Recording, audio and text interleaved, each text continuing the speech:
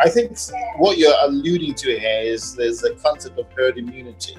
Yeah. Right? That's probably what you're trying to allude to here, is that then, you know, catch it and then we all kind of work out with it somehow. I mean, I think, to be fair, it's still very early for us to really conclude, you know, various things with COVID-19. I mean, we know now we're getting people or cases of people who reinfection. So we're now hearing that, oh, people have caught it, had it, and now they've caught it again. So where does herd immunity sit there? You know, Mike's just given an example of the cohort of people we have here, where we can see that the antibodies, some of them have stayed high, but we have also some of them, the antibodies are going down. But that was based on their immediate response, you know. So is the loss of antibodies, does that mean that you no longer have immunity towards it? We don't know. Again, to even confuse things, there are people who would almost swear they have COVID-19, and when you test them, you find they don't even have any antibodies. So, you know, but also you get people who had symptoms and then they have it. And we also even find people living in the same bubble. One person's got it and the other person's not contacted it. And they're exactly in the same bubble. So, I mean, you could say they're living so close together, they should have infected each other, but that doesn't happen. So why? I mean, if you think about it, so I think the key thing is, I don't know what else are the other factors that Sweden's thrown into the mix. I don't think it's just as simple as herd immunity, but there might be something else more. But I think only time will tell.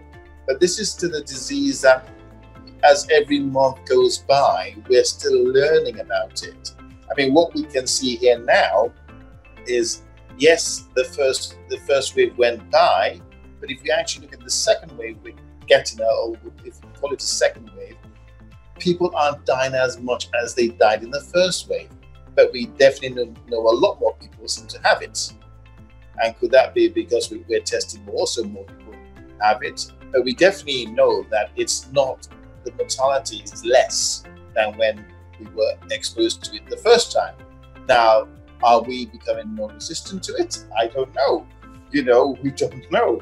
But I think only really time will tell. But I think good luck to Sweden. And I don't know if that we can say that herd immunity truly exists or not.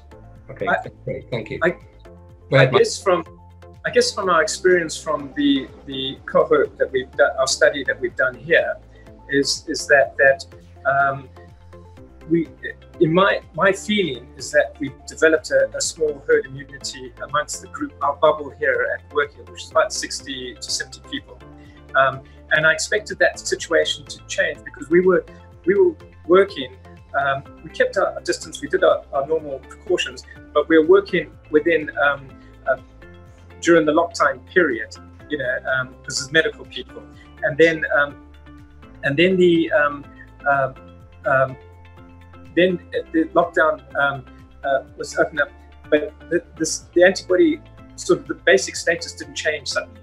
You know, when people that were now seeing the wider population, you know, and suddenly I didn't see a lot of positives happening to the group that I'm doing. You know, the status has remained pretty static, and I have the facilities to do the antigen, and I haven't had any of that group come along and had an antigen positive since the initial time that they had. Interesting. So yes, but it's something that I'd hate to be making that decision, because I'm not being involved with the people that have been very sick, and so just my own small little situation, and it's probably statistically far too small to actually extrapolate into the wider population.